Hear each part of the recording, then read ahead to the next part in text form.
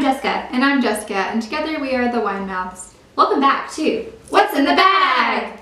We are on to our last bottle in our series about terroir. So our last bottle is going to be a South African red, and this one is a Pinotage Shiraz mix, or blend.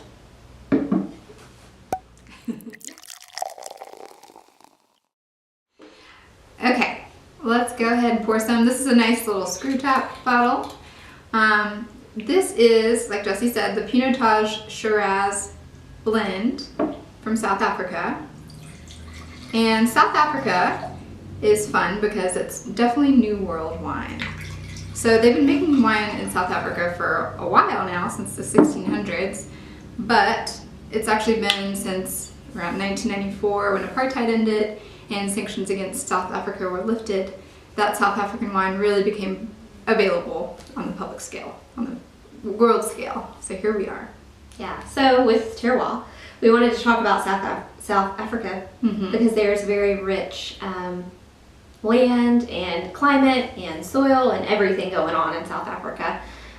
For starters, there's a lot of biodiversity. So there's over 10,000 plant species in South Africa, and it's actually the smallest and richest of the world's 6 floral kingdoms. Who knew? I know. So biodiversity is good for grapes and agriculture and growing in general, but it means you got good soil.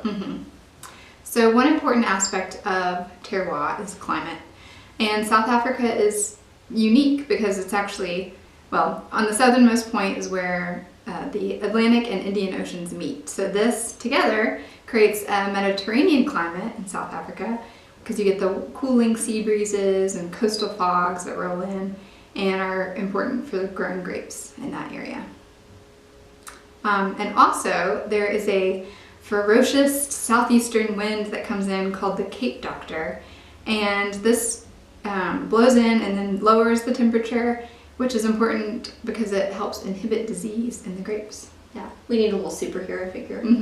Cape Doctor.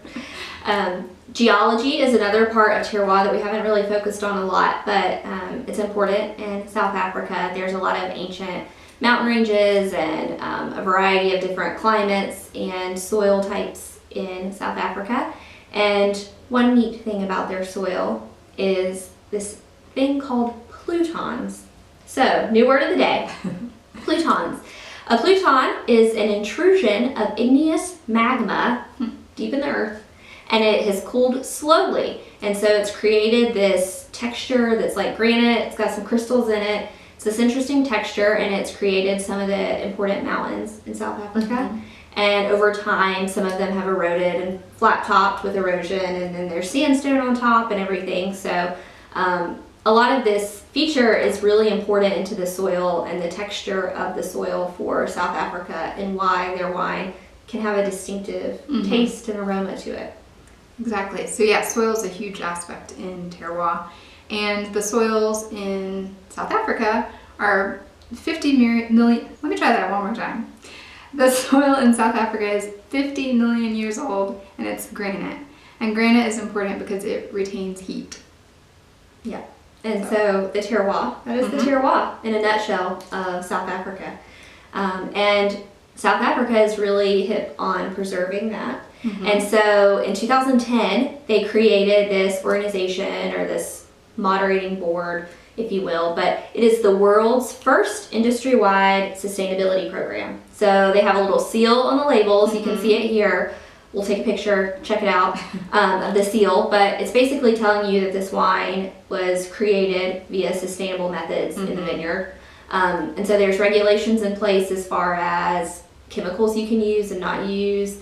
You have to introduce natural predators to some of the pests that are in the vineyard instead of just spraying them dead. And also wastewater management and how you get rid of all that. So it's really important. It's saving the environment. You know, we want to be smart about growing grapes, and South Africa as a whole is trying to do that, which is really cool. Yeah, absolutely. All right, so we are drinking the Pinotage Shiraz blend. And just to talk a little bit about Pinotage, this was a cross that was created in South Africa in 1925 to basically produce a Pinot Noir that could take the heat of South Africa. So they crossed Sanso with Pinot Noir and ended up with Pinotage.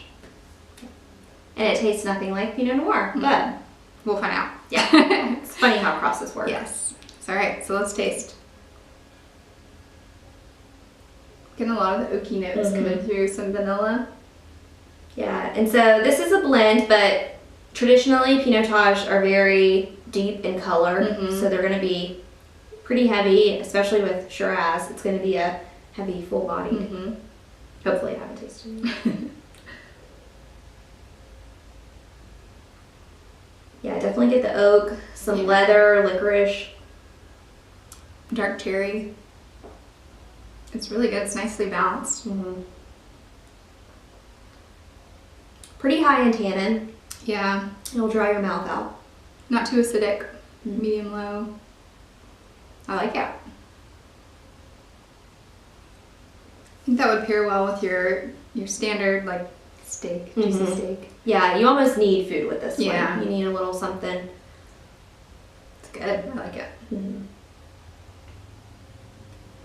This would be one that would definitely give you wine mouth, though. Yes, I think so. We'll have to test that fact. Probably already have some. That was probably a hint. But yeah, thanks for watching this series with us. Hope you learned a little bit about terroir. And now you can go drop that word around and sound actually cool. Actually know what you're talking about. So, cheers. Cheers. And don't forget, Embrace your wine mouth.